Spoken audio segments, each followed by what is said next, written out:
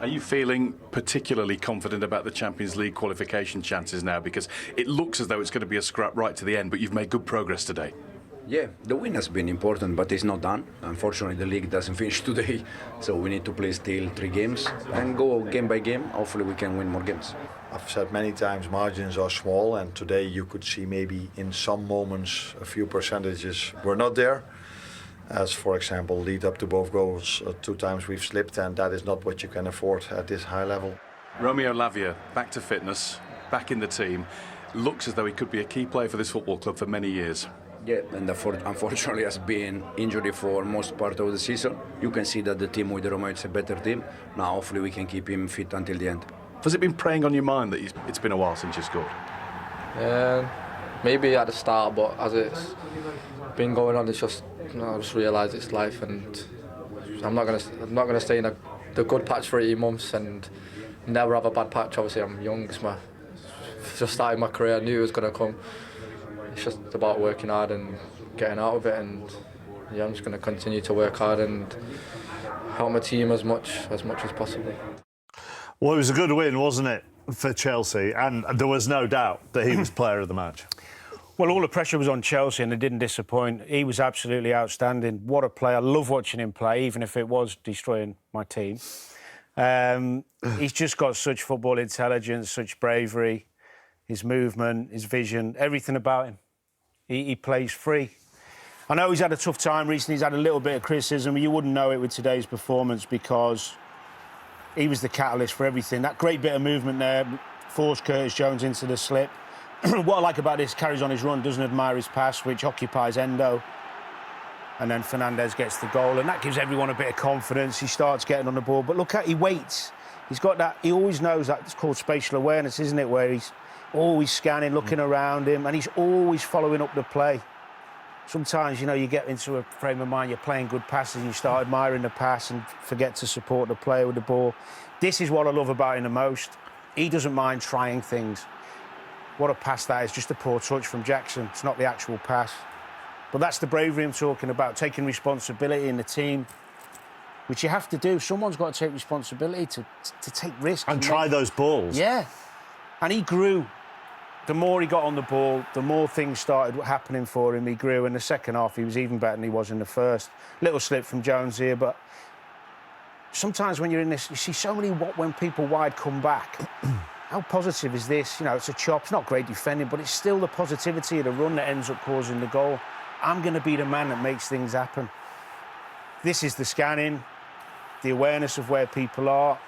Little look again now to see where the pass goes.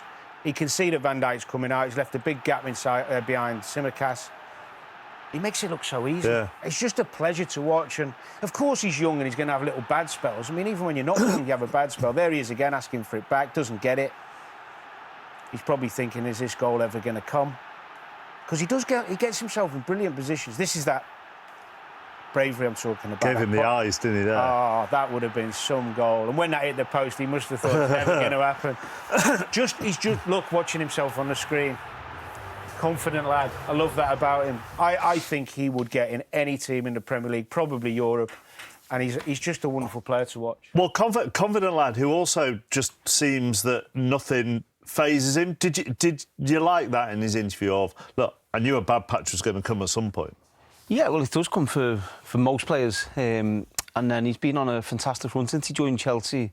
His record, he's been the catalyst for Chelsea since he joined the club. And he's gone through a little periods where the goals haven't, come as much, but his performance has still been really good. And when you go to a patch like that, I really liked his interview. I know this was going to come. I deal with it, and he looks really laid back. Did you feel that when you went through a bad patch? You know it was going to come? He didn't have many.